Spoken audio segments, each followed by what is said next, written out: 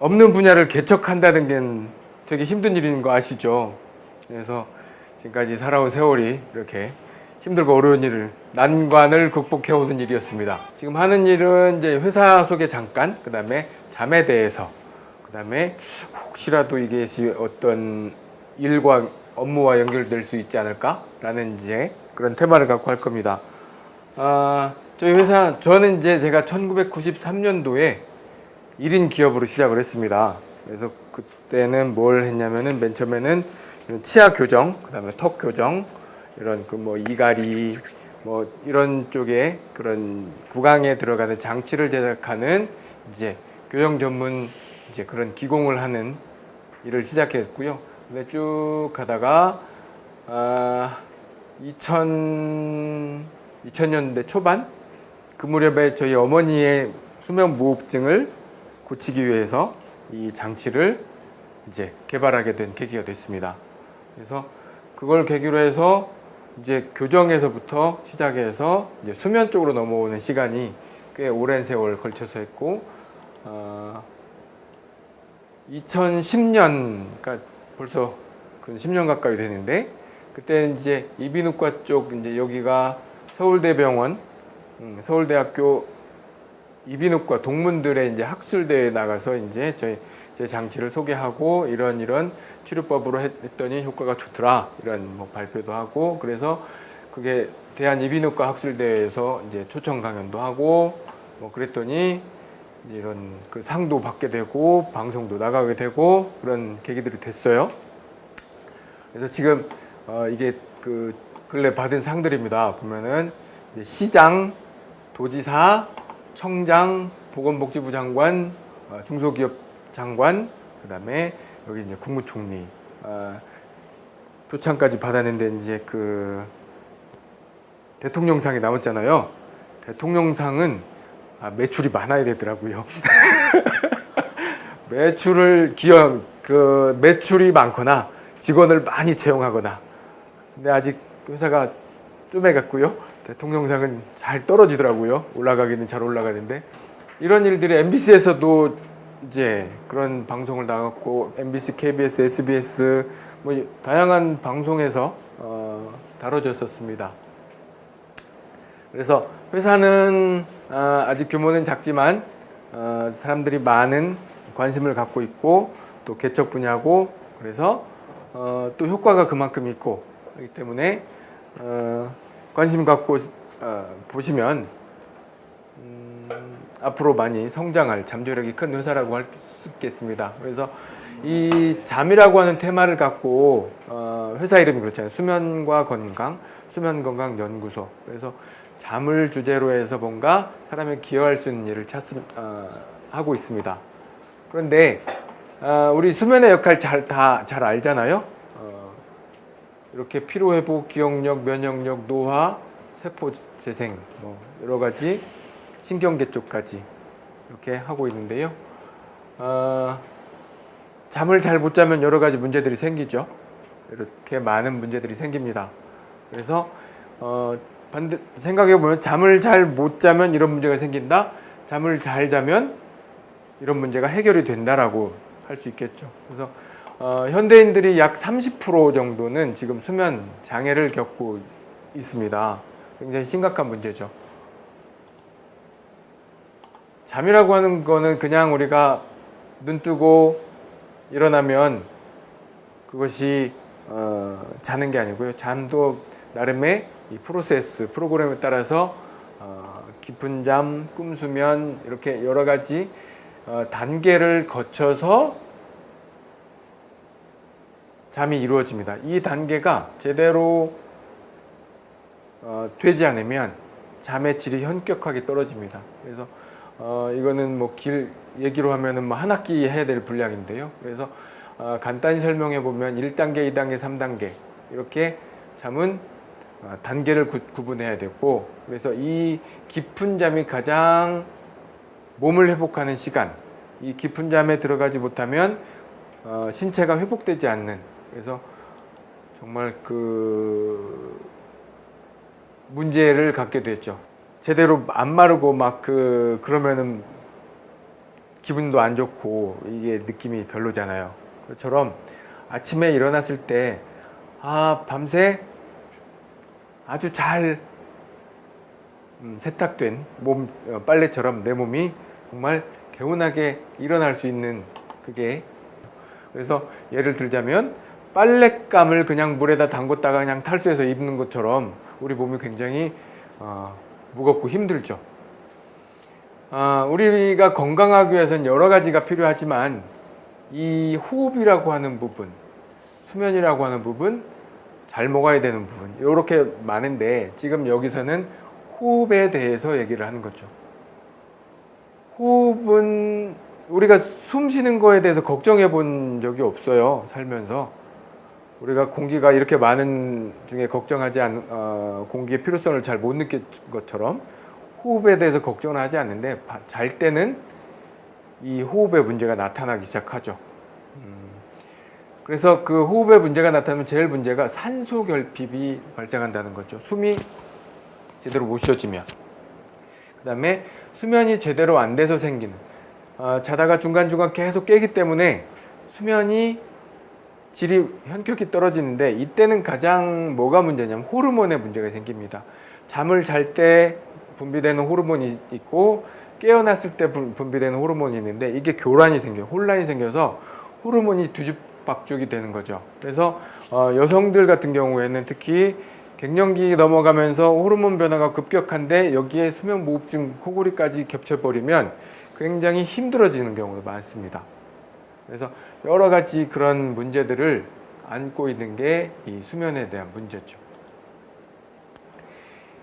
수면을 관장하는 거는 이 바로 시상하부라고 하는 이 뇌 중앙에 위치한 이 시상하부라는 기관에서 수면을 관장합니다. 그래서 이 시상하부를, 그러니까 그 동물 실험할 때, 개 실험하는데 시상하부를 제거를 했더니 얘는 잠을 10며칠인가를 잠을 안 자요. 그리고 결국은 죽었거든요. 이처럼 이 뇌의 가장 중앙에 위치해서 우리 생명을 관장하는 곳이 시상하부라고 하는 것입니다. 그래서 이 시상하부가 관장하는데 그거는 수면에 대한 문제고, 이 호흡에 대한 문제를 일으키는, 호흡의 문제를 일으키는 거는 아이러니하게도 바로 혀라고 하는 것입니다. 혀. 그리고 코골이 하면 혀 때문에 그래? 그러면 왜? 혀가 어째서? 라고 생각을 하잖아요. 근데 실질적으로 코골이는 혀가 이렇게 늘어지면서 기도를 막기 때문에 발생합니다. 그래서 저희들은 하는 말이 자나 깨나 혀조심이라고 하는 말을 하거든요. 잘 때는, 낮에 깨었을 때는 이 혀를 잘못 늘려갖고 설화를 입기도 하잖아요. 근데 잘 때는, 그러니까 이 혀 잘못 늘려서 남을 죽이기도 하고 내가 죽기도 하지만, 이 잘 때는 이 혀가 내 목구멍을 막아버리면 실제로 죽기도 하거든요. 깨어나지 못하면 그냥 죽는 거예요. 자다가 숨이 막혀버리면. 그래서 실질적으로 이제 그 뒤에 가서 이제 한 얘기를 해보도록 하고요. 이게 얘야 동영상이 왜 안 켜지는 거예요? 이게 동영상이 오늘 안 도와주는데, 이게 뭐냐면요, 코골이 소리가 나는 곳이에요. 우리가 코골이는 어디서 날까 해보면 코가 여기가 떨리는 것 같지 않을 거 아니에요? 어디가 떨리지? 이 목구멍, 이 내시경을 이렇게 집어넣어서 봤더니 따다다다다다다다 떨리는 거예요. 우리가 이렇게 해보면 소리가 여기서 떨리는 소리가 나잖아요. 코에서 떨리는 게 아니고. 그래서 이 부분에 문제가 생기는 거죠. 네. 짠. 이것도 동영상인데 돼야 되는데. 이건 뭐냐면은 서울대병원에서 무호흡 환자들을 그 CT를 찍는 거예요. 10초 간격으로 계속 찍어가지고 이게 이어붙이니까 동영상이 되는 건데, 어디가 막히는지를 보기 위해서 하는 거예요. 그러면은 이렇게 보면 이 목젖이 처음에 이렇게 늘어지다가 혀가, 이게 혀거든요. 이 혀가 힘마리가 풀리면서 쓱 늘어지면 여기를 탁 막습니다. 아까 그 그 그림 봤잖아요. 그 그림처럼 실제로도 그럴까? 궁금해서 보는 거예요. 근데 대부분이 다 여기가 막혀요. 그러면서 뭐 이런 상황을 보이죠. 자, 어떤 문제들이냐? 단순하게 뭐 몇 년 그 추적 관찰을 한 게 아니고 20년, 30년 추적 관찰을 한 결과 이처럼 많은 고혈압, 당뇨, 심부전, 심방제동 이런 관상동맥 협심증 이런 심혈관계 질환이 밀접하다는 것이 이제 연구 결과 밝혀지는 거고요. 여기서 주목해야 될 게 뭐냐면 심혈관계 질환, 특히 이 심장 발작이 어떻게 나타나는지를 이제 추적 관찰한 거예요. 이거는 이렇게 보는데 지금 요 그래프는 치료를 한 사람들이에요. 코골이 환자인데 무호흡증 환자인데 치료를 했더니 이렇게 나이가 들어가면서 당연히 노화에 의해서 뭐 기능이 떨어진 건 당연한데 이거는 무호흡증 환자예요. 그래서 일반적인 노화 이 심혈관계 질환의 이 발병률보다 훨씬 높은 속도로 가잖아요. 그러다가 평균 9년이 되니까 급격하게 이 질환의 유병률이 높아져 버리는 거예요. 그러니까 계속 누적 되다가 어느 순간에 병들이 확 나타나는 거예요. 그래서 코골이나 지금 뭐 별 문제 없어라고 하지만 수면의 질이 떨어진 상태, 산소 부족한 상태 이런 상태가 계속 누적이 되다 보면 결국은 어느 순간에 갑자기 병으로 확 나타나 버리는 게 이 무서운 거죠, 사실. 그래서 굉장히 조기 치료를 해야 된다라고 하는 거예요. 나중에 이런 갖가지 질병들이 다 나타난 다음에 그때서 하려면 정상으로 회복시키기가 너무 시기적으로 늦어버리거든요. 그래서 우리가 심각하게 다뤄야 되고 이런 정보를 많은 사람들한테 알려줘서 그런 나중에 큰 사고가 나서 내가 큰 문제가 생겨서 하기 전에 바꿔줘야 된다는 거죠. 지금 이거는 수명에 대한 문제예요.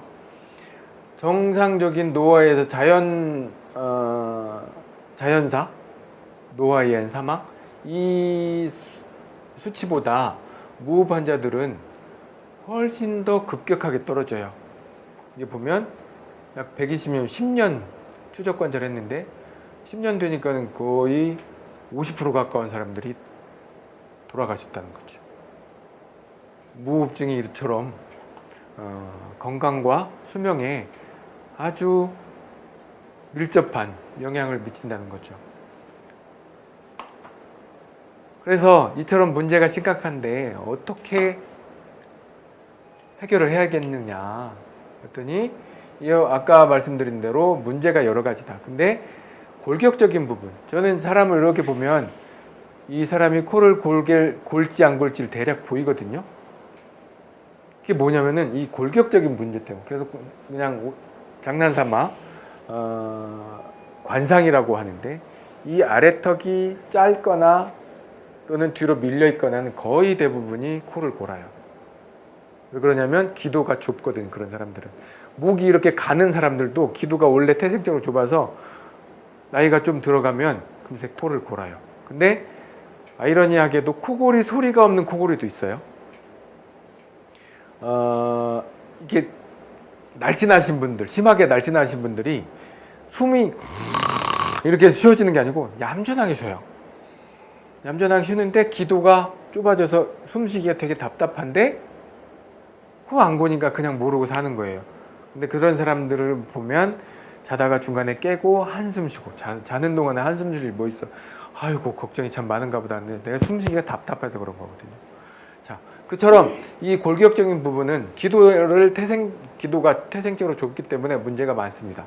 그리고 이제 흔히 우리가 뚱뚱하면 살을 찐다고 하는 살이 찐 사람들이 코를 많이 고는데 그 이유는 이제 목구멍에도 살이 찌지만 살이 찌면 에너지 소비가 많잖아요. 그래서 공기가 많이 필요해요. 그래서 호흡을 세게 해야 되거든요.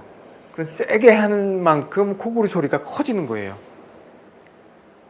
그 다음에 혀, 아까 말씀드린 혀, 크고 두꺼운 혀, 긴 혀 이런 것들은 누워 잘 때는 심하고 옆으로 자면 좀 괜찮아지는 사람도 많죠. 그런 사람들 대부분은 다 혀가 기도를 이렇게 막느냐 옆으로 했더니 슥 기도를 조금 남겨주느냐 그 차이예요. 그래서 혀가 기도를 막느냐 덜 막느냐에 따라서 모흡이냐 저흡이냐 코골이냐 이렇게 나타난 겁니다. 그 다음에 연조직이라고 한 거는 이 목젖, 그다음 편도 이런 그 목구멍 입구에 이런 조직들이 길게 늘어지거나 특이하게 큰 경우에는 입을 못 벌리면 이게 조금 낫죠. 근데 입이 벌어지면 뒤로 가죠. 입을 벌릴수록 뒤로 가죠. 그럼 기도가 더 막혀요. 기도가 더 좁아지는 만큼 코골이가 심해지고 되는데 코로 숨을 잘 쉬면 괜찮은데 코로 숨쉬기가 답답하고 목구멍이 막혀갖고 있는데 입만 못 벌리게 하면 굉장히 위험할 수 있어요. 그래서 보조기들도 보면 제대로 원인을 알고 그거를 사용해야지 원인 모르고 무턱대고 했다가는 위험할 수 있어요. 그 다음에 나이가 들면 근육의 탄력이 떨어지니까 이 목구멍 조직을 이루고 있는 그들은 우리나라 사람들은 좀 저같이 이렇게 납작한 스타일이 많잖아요. 근데 서양인들은 이렇게 앞뒤 짱구잖아요. 그래서 기도가 우리나라는 사람들은 이렇게 납작한 편인데 비해서 서양인들이 이렇게 길어요. 그러다 보니까 이게 짜부라지는 일이 훨씬 덜해요. 대신에 살이 많이 쪄서 생기는 건데 서양 애들하고 우리하고 다른 점은 기도의 형태에서도 있어요. 그래서 이들은 체중 감량과 양압기가 가장 우선시되는 치료법인데 그 다음에 안 되면 구강장치라고 하는 그걸 쓰라고 하는데 우리나라는 반대예요. 이 기도가 쉽게 짜부러지기 때문에 기도를 확장해주는 기구를 쓰는 게 우선이거든요. 바로 요거거든요. 요거 이 기도만 넓혀주면 문제는 다 해결이 되는 거예요. 근데 기도를 어떤 방법으로 넓혀줄 것이냐, 어떤 방법으로 확보를 해줄 것이냐가 수면무호흡증의 치료의 목표예요. 자, 이제 진단을 하거든요. 보통 수면무호흡증인지 아닌지 사실은 옆에서 보거나 들어보면 녹음해서 들어보면 내가 다 아는데 진단명을 받기 위해서는 이런 수면 다운 검사를 해야 됩니다. 수면 다운 검사는 이처럼 복잡하게 해서 아주 코골이 무호흡증 진단하기엔 너무너무 복잡하고 어려운 검사를 하죠. 하룻밤 입원해서 이렇게 주렁주렁 달고 그리고 양압기라는 걸 이제 대부분 처방을 합니다. 양압기의 원리는 이 바람 인형하고 똑같다. 그래서 이 부분에 공기를 불어넣어서 부풀려 주는 게 양압기의 원리입니다. 근데 이러고 쓰고 잘래니 얼마나 힘들어요. 성공률이 20, 30%, 7, 80%가 실패한다는 거는 썩 훌륭한 방법은 아니에요. 근데 실제 써본 사람들의 그 반응은 그렇습니다.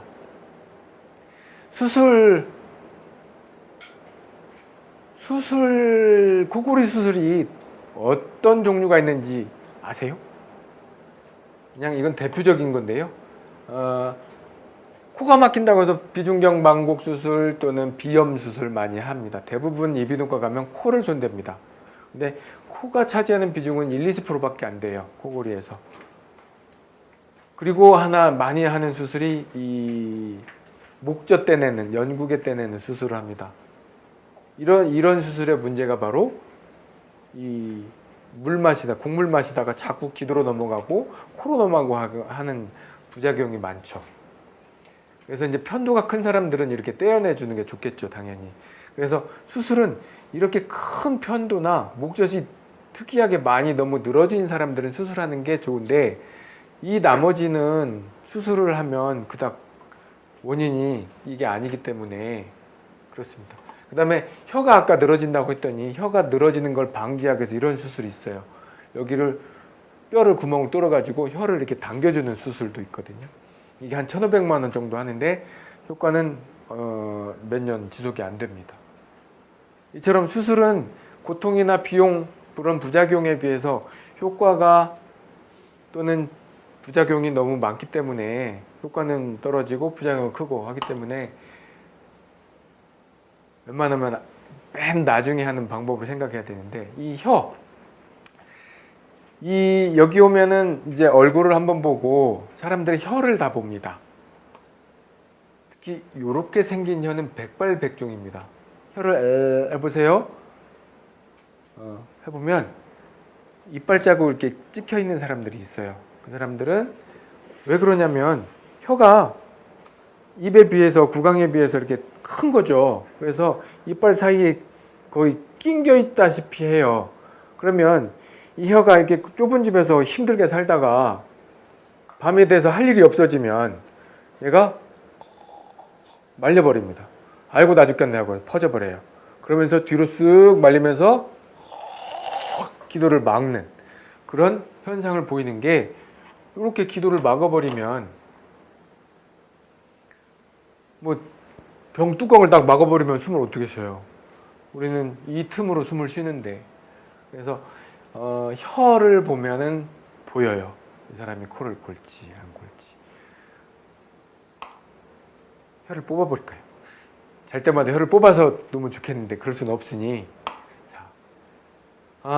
수술 중에서 가장 효과가 우수하다고 할 수 있는 수술법입니다. 이게 뭐냐면 양악수술은 보통 이렇게 입이 튀어나온 사람을 집어 넣는 수술인데 반해서 얘는 턱이 뒤로 밀린 사람 턱을 뽑아주는 수술입니다. 이게 턱을 당겨줬더니 여기 보면 이 기도가 되게 좁아요. 턱이 뒤로 밀린 사람들이 턱을 잘라가지고 이렇게 앞으로 내줬더니 기도가 확 넓어졌죠. 아래턱에 비밀이 있었구나. 봤더니 왜 그러냐 했더니 이 혀가 아래턱에 붙어 있잖아요. 그리고 태생 구조적으로 턱을 당겨주면 당연히 기도가 열리니까.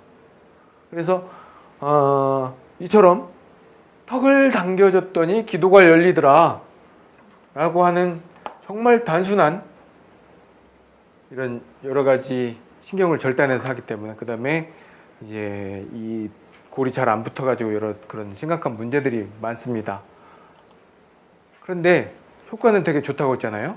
그래서 이 수술의 원리를 그대로 가져온 게 바로 제가 개발한 구강장치라고 하는 이 방법입니다. 그래서 이렇게 좁은 기도를 가진 사람을 장치를 착용해서 자는 동안에만 기도를 넓게 만들어주는 거죠. 이게 이론적으로는 별거 아닌 것 같은데 해보면 재밌는 결과들이 나타납니다. 그래서 이런 단순한 원리지만 아주 효과는 탁월한 방법을 개발했었죠. 단순하게 그 앞뒤로 벌어지는 것뿐만이 아니고 이게 이렇게 좁은 기도가 이렇게 넓어지거든요. 굉장히 많이 넓어진 거예요. 그래서 입체적으로 그러니까 앞뒤가 아니고 이렇게 벌어지기 때문에 이 모래시계를 생각해 보면 이 모래시계 구멍이 이렇게 넓어지면 공기 통과량이 그 모래 통과량이 훨씬 많아지는 것처럼 요거 이만큼 벌려주면 호흡량이 훨씬 늘어납니다. 그래서 수면 무호흡증이라고 하는 부분이 결국은 숨을 못 쉬는 것, 숨을 못 쉬어서 생기는 게 산소 결핍과 수면의 박탈, 그로 인한 호르몬의 문제, 이 딱 두 가지거든요.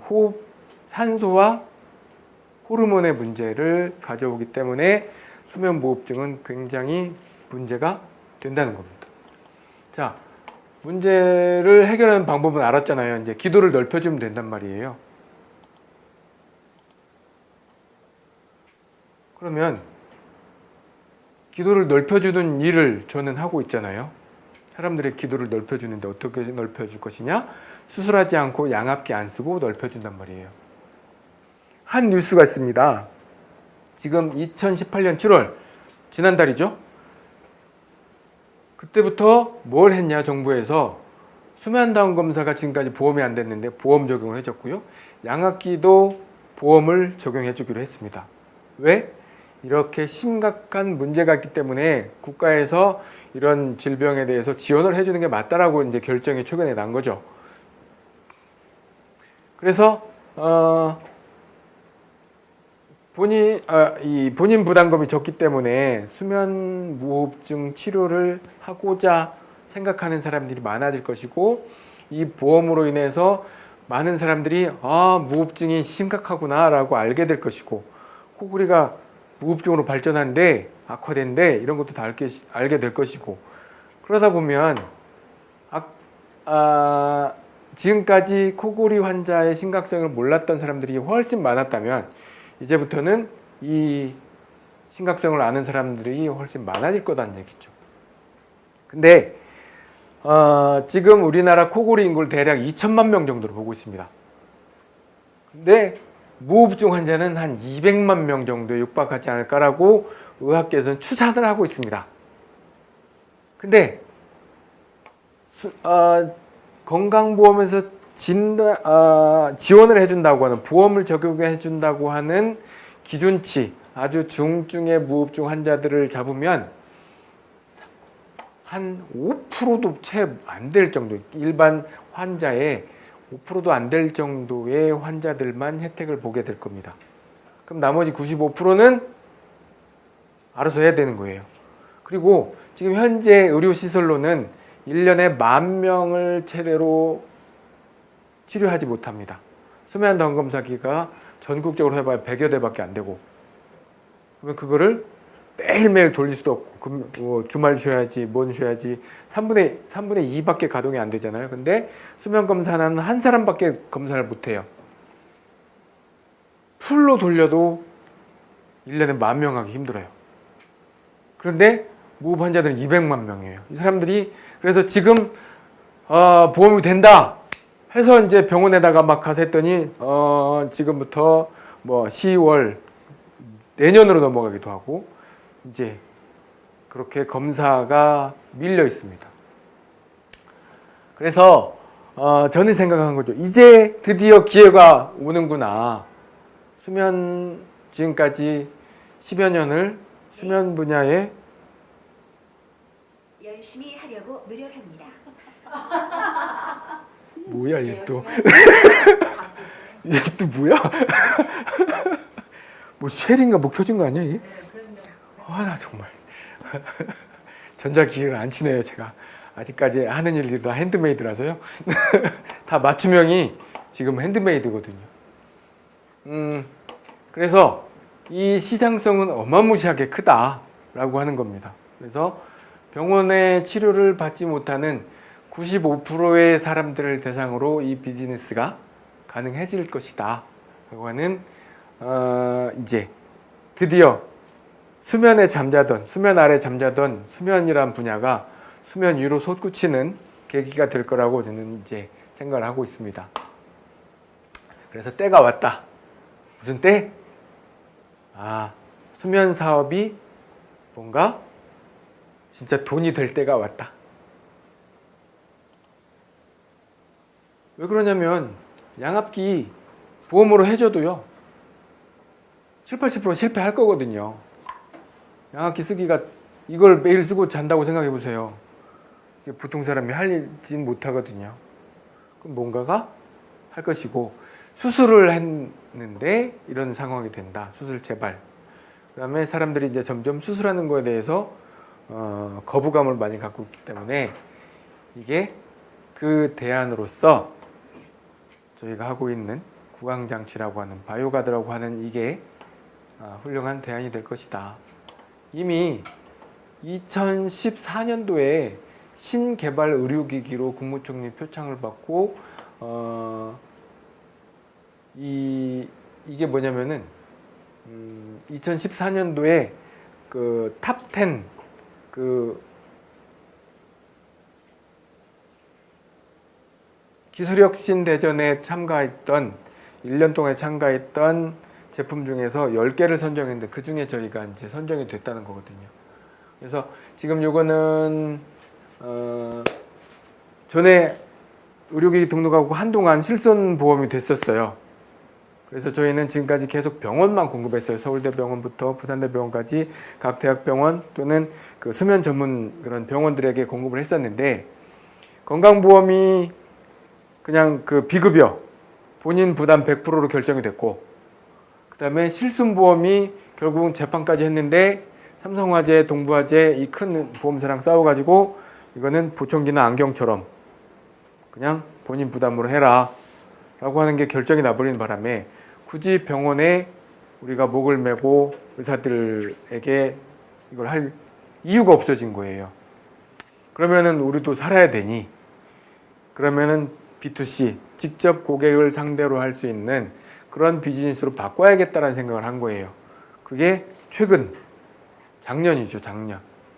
그래서 제가 서울까지 오게 된 계기가 됐고, 이제는 사람들에게 좀 더 알려야 되겠다고 하는 마음을 먹은 계기가 된 게 요것 때문입니다. 지금 저희가 10여 년 동안 엄청난 노력을 해서 이렇게 건강보험 심사평가에 뭐 다 입증을 해서 충분하게 안전하고 효과 좋은 거라고 다 입증해서 다 등록이 됐는데도 불구하고 제도권에서 보험으로 받아주지 않으니, 그러면은 일반인들에게 직접 공급을 하도록 한다. 그래서 그런 상황이고, 그 다음에 지금은 핸드메이드로 하고 있지만 지금 여기 보면 이 3D 프린팅을 통해서 이 장치를 만드는 거를 제가 특허를 갖고 있는데, 그것 때문에 이제 특허청장이 이제 표창을 하기도 했는데, 그 차후에 지금 핸드메이드 진짜 일일이 다 수공으로 하는 작업이 이제는 최첨단 사업으로 이제 이 시스템이 바뀌어질 거예요. 그 기간 동안 이제 또 돈이 또 들어가야 돼요. 그럼 돈을 많이 벌어야 돼요. 근데 지금까지 제가 보는 이거 어느 세월에 될지 모르겠어. 그래서 빨리 이 비즈니스화가 좀 더 돼서 우리가 이 3D 프린팅 첨단 산업으로 되면 가격도 많이 떨어뜨릴 수도 있고, 훨씬 더 정교한 장치로 덜 불편한 장치를 할 수 있는 한 도약의 단계가 여기에 있거든요. 그러기 위해서는 지금 좀 더 우리가 뭔가 그 축적이 되어야 점프를 할 수 있거든요. 그래서 지금 단계 우리가 되게 전환의 시기, 기회도 왔고, 그다음에 준비도 됐고, 그다음에 앞으로 미래 비전도 확실하고 그렇단 말이죠. 그러면은